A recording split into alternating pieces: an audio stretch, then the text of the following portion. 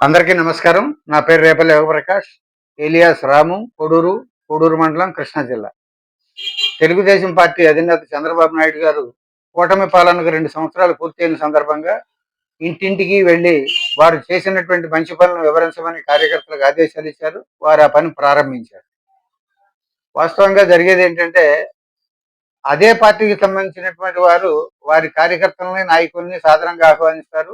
వ్యతిరేకతను తెలియపరచరు. ఇతర రాజకీయ పార్టీలు కూడా తమ ఇంటి ముంగిటికి వచ్చిన వాటిని చెప్పింది విని గౌరవంగా సాధారణంగా రిసీవ్ చేసుకుంటారు తప్ప వ్యతిరేకత మొహం మీద అందరూ చెప్పలేదు. ఈ సంగతి వారికి తెలుసు.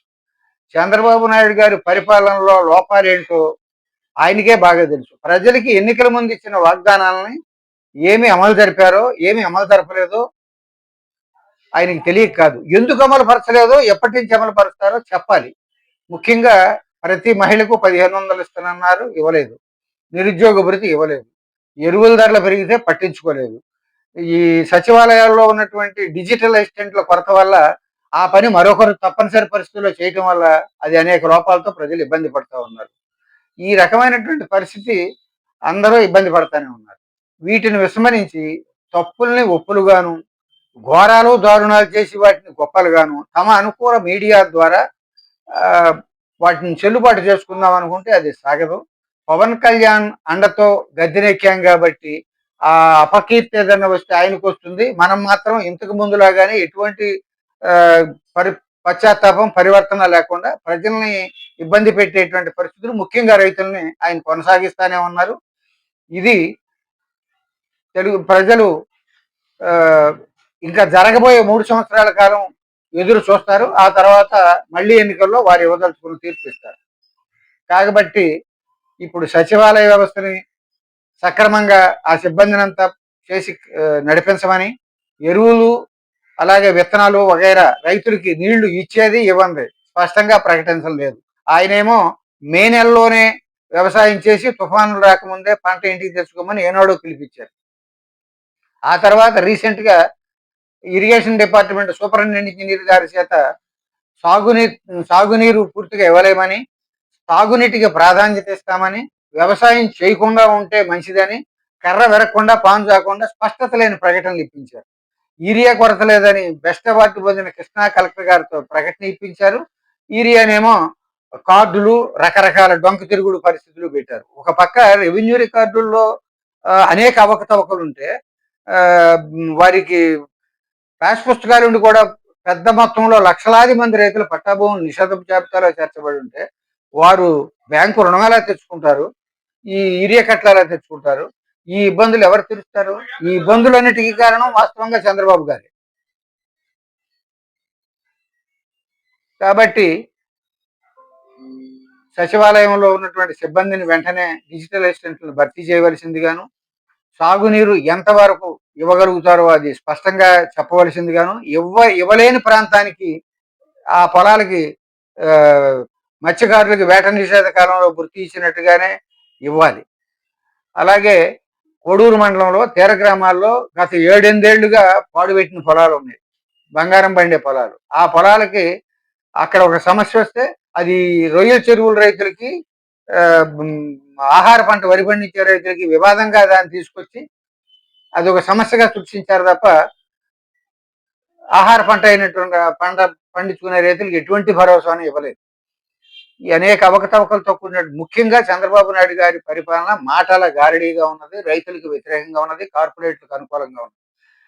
ఆంధ్రప్రదేశ్ ఇండస్ట్రియల్ ఇన్ఫ్రాస్ట్రక్చర్ కార్పొరేషన్ వారికి కేటాయించబడిన భూముల్లో నిషేధోప జాబితాలో చేర్చబడిన భూములు ఉంటే వాటికి 15 రోజులు డెడ్ లైన్లు ఇచ్చి రెవెన్యూ అధికారులని వాటిని తక్షణం తొలగించి వాళ్ళు లోన్ తీసుకుంటానికి అవకాశం కల్పించమని ఉత్తర్వులు ఇచ్చారు. రైతుల విషయంలో ఎందుకు అలా ఎవరు? రైతులంటే ఎందుకంత చులకన? అందరికీ ప్రాథమిక అవసరాన్ని సమకూర్చే రైతు మీ దృష్టిలో చనిపోయిన పట్టించుకునేటువంటి పరిస్థితి లేదు. దాదాపు 45-50 నిమిషాలకు ఒక రైతు చనిపోతా ఉన్నాడు. చనిపోయిన రైతును పరామర్శించడానికి తెలుగుదేశం నాయకులు ఆత్మహత్య ప్రయత్నం చేసిన రైతులను కానీ పరామర్శించడం మాత్రానికే పరిమితమై ఉన్నారు. అసలు చంద్రబాబు గారి అనుకూల మీడియాలో రైతుల ఆత్మహత్యల గురించి కానీ 22A గురించి కానీ చర్చ, ఎటువంటి డిబేటు నడవకుండా జాగ్రత్త పడతా రైతులను మోసం చేస్తా ఉన్నారని చెప్పి చాలా స్పష్టంగా రైతు సంఘం ప్రతినిధిగా చెబుతా ఉన్నాం. వెంటనే 22A ఉన్నటువంటి భూముల్ని తక్షణం తొలగించి రెవెన్యూ కార్యాలయాల్లో నెలల తరబడి సంవత్సరాల తరబడి అర్జీలు పరిష్కారం కాని పరిస్థితి ఉంది. వాళ్ళకి ఇచ్చినట్టే 15 రోజుల డెడ్ లైన్ లో ఎలా పెట్టారో అలా తీసేయమనండి. రైతుకు నోటీస్ ఇవ్వకుండా పెట్టారు భూములు. అవి తీసేస్తే తప్ప ఏ సమస్య అయినా పరిష్కారం. సంక్షేమ పథకాలు అర్హులైన వాళ్ళు పొందలేకుండా ఉన్నారు. ఇదే కారణం దానికి కూడా. అలాగే ఈ ప్రతి విషయంలోనూ పవన్ కళ్యాణ్ గారికి వేదికల మీద లోకేష్ గారు కానీ చంద్రబాబు నాయుడు గారు కానీ గౌరవం ఇస్తున్నారు, కానీ గ్రామంలో వ్యవసాయం ప్రధానం. అలాగే ఆయనకి పర్యావరణం వగైరా శాఖలు కూడా ఆయన దగ్గర ఉన్నాయి. వాటిని గ్రామాల్లో ప్రధానమైనది వ్యవసాయం అయితే రైతుని చితగ్గొట్టే పనులు చేస్తా, రైతు వెన్నువిరిచే పనులు చేస్తా. రేపటి ఎలక్షన్కి ఇంకా ఉన్న 3 సంవత్సరాల కాలంలో మీరు ప్రజల విశ్వాసం కోల్పోతేనే జగన్మోహన్ రెడ్డికి ప్రజలు ఎన్నుకునేటువంటి పరిస్థితి వచ్చింది. మాటి మాటికి గొడ్డలి పార్టీ అన్నంత మాత్రాన, సైకో అన్నంత మాత్రాన మీరు మానవతావాదులు కారు. మీరు ప్రజా వ్యతిరేకత మూట కట్టుకున్నందునే ఆయన అధికారంలోకి వచ్చారు. అది మీ ఫెయిల్యూర్ వల్ల, మీ వైఫల్యం వల్ల మాత్రమే ప్రజలు జగన్మోహన్ రెడ్డి గారిని ఒక అవకాశం ఇచ్చారు తప్ప, మీరు ఎన్టీఆర్ నడిచిన బాటలో నడిచి పేద ప్రజల సంక్షేమాన్ని యథావిధిగా కొనసాగించి రైతు వ్యతిరేక చర్యలు చేయకుండా ఉంటే తెలుగుదేశం పార్టీకి ఓటమి వచ్చే అవకాశమే లేదు. ఇది గుర్తించి జరగనున్న కాలంలో గతంలో చేసిన పొరపాట్లు పునరావృతం కాకుండా